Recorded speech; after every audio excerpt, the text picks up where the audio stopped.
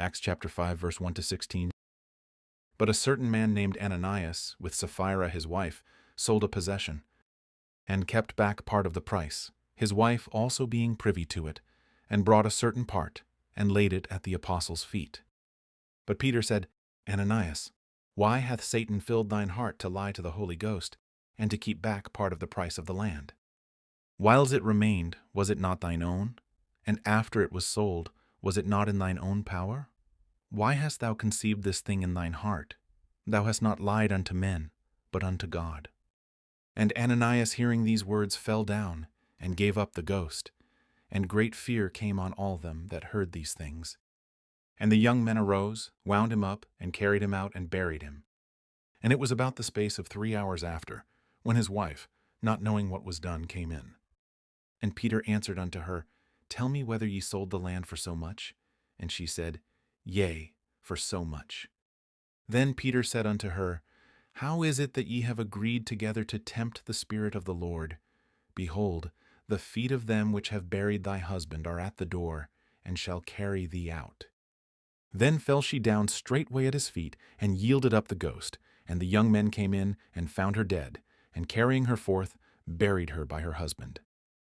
And great fear came upon all the church, and upon as many as heard these things. And by the hands of the apostles were many signs and wonders wrought among the people, and they were all with one accord in Solomon's porch. And of the rest durst no man join himself to them, but the people magnified them. And believers were the more added to the Lord, multitudes both of men and women, insomuch that they brought forth the sick into the streets, and laid them on beds and couches, that at the least the shadow of Peter passing by might overshadow some of them. There came also a multitude out of the cities round about unto Jerusalem, bringing sick folks, and them which were vexed with unclean spirits, and they were healed every one.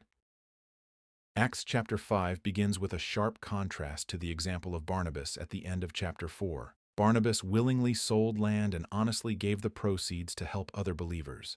Ananias and Sapphira also sold property, but they secretly agreed to deceive the apostles by pretending they were giving the full amount while keeping part of the money for themselves.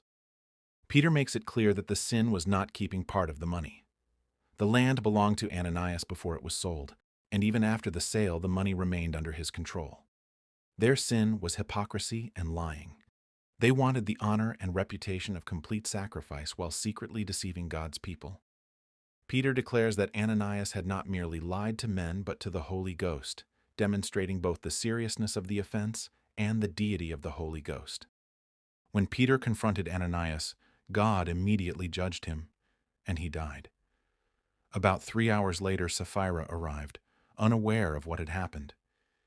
Peter gave her the opportunity to tell the truth, but she chose to continue the deception. She too was immediately judged by God.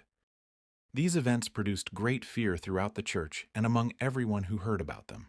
God demonstrated that He is holy and that deliberate hypocrisy within His people is a serious matter. This unique judgment emphasized the purity of the believing assembly during this early stage of its ministry. Luke then returns to describing the ministry of the apostles. God continued confirming their message through many signs and wonders. The believers remained united, and although many people respected the apostles, others hesitated to join them because they recognized the seriousness of belonging to this growing assembly. Even so, the Lord continued adding believers in great numbers. Men and women alike trusted the message, and the church continued to grow despite increasing opposition and the sobering judgment that had taken place. The miracles performed through the apostles became widely known. People brought the sick into the streets, hoping that Peter's shadow might pass over them. The passage does not say that Peter's shadow itself possessed miraculous power. Rather, it shows the extraordinary confidence the people had in the apostolic ministry God was confirming. Crowds came from surrounding cities bringing the sick and those afflicted with unclean spirits, and every one of them was healed. This passage reveals both the holiness and the power of God.